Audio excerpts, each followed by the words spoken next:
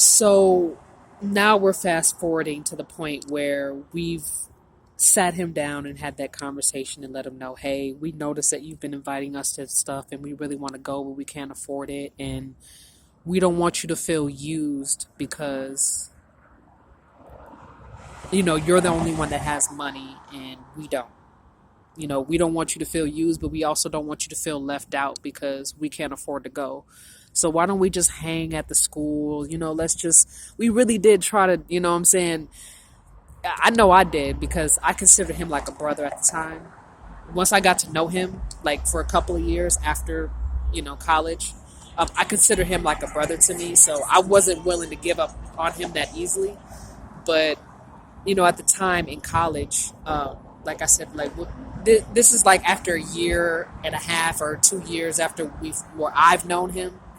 But like I said, I was around the same group of people that he was around. So I say we, meaning the group of people that me and Ivan were around. So this was like kind of our last attempt to try to reason with him because the way things seemed, it kind of seemed like, he would take us out to eat and kind of like flaunt his money, like indirectly, kind of eat in front of everybody's face. And it was getting to the point where it was starting to feel like, what I'm saying, he was kind of flexing. And so, like I said, that last conversation was us kind of like being, suggesting the idea of having fun and doing things that are free or cheap so that we can all have fun because he was the only one that really had money. And I mean, for a while, for a short period of time, it worked, but I don't know, he was kind of antisocial in a way. So it's like when we would all like do cheap stuff and fun stuff together, he was kind of like the only one in the room to kind of, I don't know, ice everybody out. And I don't know, we didn't know why, so we asked him about it and he didn't really answer, he didn't really speak about it. So at that moment, we all kind of just was like, look, bruh, I mean, if you want to come, you can come, but we're going to have to decline whatever offers that you make as far as like going out like to like fancy restaurants and all these places that cost money, because we can't go. And he was very upset about that. But I mean, what else were we supposed to do? Just keep going down that awkward cycle, or having to ask him for money? It didn't seem right. So, it's like slowly but surely one person after the other kind of left the group. It was like a very slow process because we were all very cool with each other and we all actually became very cool with him and we looked up to him, kind of like as like, just like a big brother. So yeah, one by one, slowly, one person after the other kind of left the group. And it just got to a point where, at least from my observation, speaking for myself, each person that left the group, I had a conversation with each and every one of them. And I asked, why did you leave the group? How come, and they all kind of gave me the same answer, that they felt like something was off with him and they didn't want to deal with it anymore. So they just kind of left. They didn't want to make things awkward. So, and one by one, everybody kind of left. And then I guess I kind of noticed that everybody in that group kind of branched off together at one point as time went by. And we kind of just like found each other again and started reconnecting. And he, like, I don't know, he kind of just got left out the group. Because it seemed like the common denominator is that everybody felt that he was the issue. Okay, I don't want to...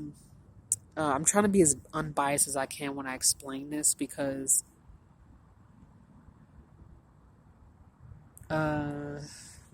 Okay, so yeah, what everybody had in common was that they felt like he was the issue and that he was causing unnecessary problems and not being compromising.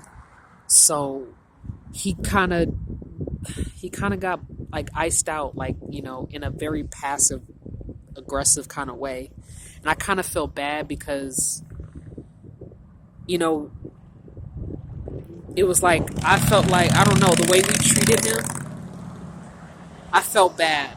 I had compassion, because I wanted to do everything that I could to help him if there was anything that I could do, at least at the time. Um, it's just it just didn't seem like anybody was getting through to him. And it just seemed like maybe this was just one of those things where maybe we weren't the ones to get through to him. Maybe we had to leave him alone and let him figure it out on his own. I really don't know. I can't speak for him. But slowly but surely, one person after the other left. And, I was one of the last people there. And it got to the point for me where I had to leave him alone for a little while because, I at some point I had no other choice but to agree with everybody else. And, his behavior, it was very parasitic to the point where I was forced to let him go. So, as time went by, I still kept in touch with him, but not as much as, not as much as before. I kind of had to slowly distance myself from him. But there was times where he would reach out to me and he would ask for my help. And I would help him the best way I could. If he needed a job, I hooked him up with a job. If he needed, help with, if he needed a bike, I sold him a bike.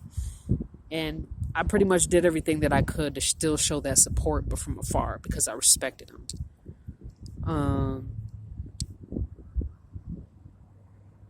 I try to be, because it's like, I guess I was raised from a young age that be careful how you treat people because you never know when you'll need them, or you never know if that person is loyal and a good friend. Like, you just never know. So that's why I was like, I'm not going to treat him like everybody else is doing.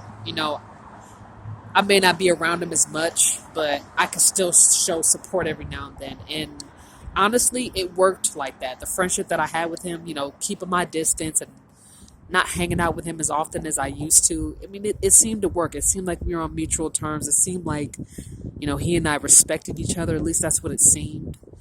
So it was like that for a couple of more years after I dropped out of college. And then it got to the point where I got to a heated argument with my mom. And, I left. I packed my stuff up and I left. I couldn't deal with whatever was going on in the household at the time. I just decided to pack my stuff up and leave because I couldn't deal with whatever was going on. And I reached out to him and I let him know my situation, and he offered a helping hand.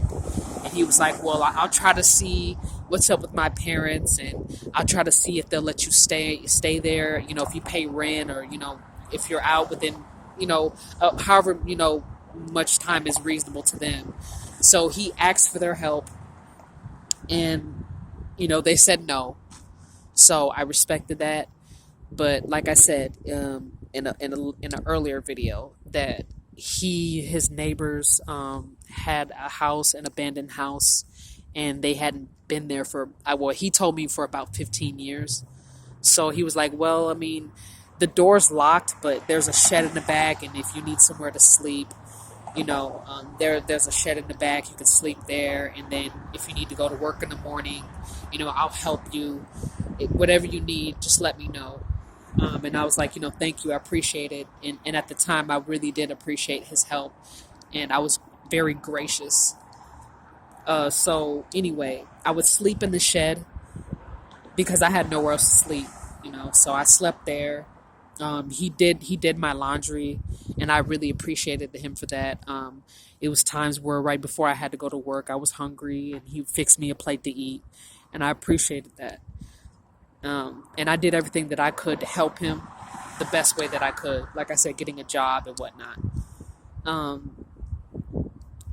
And it seemed like it was going good for a little while because I had a bike. So I didn't really need rides at the time. I had my bike, and I would ride my bike to work, and I'd be there in a good amount of time. And things seemed to have been going well for a while. And I don't know, things were going good at first, it seemed. That's how it seemed.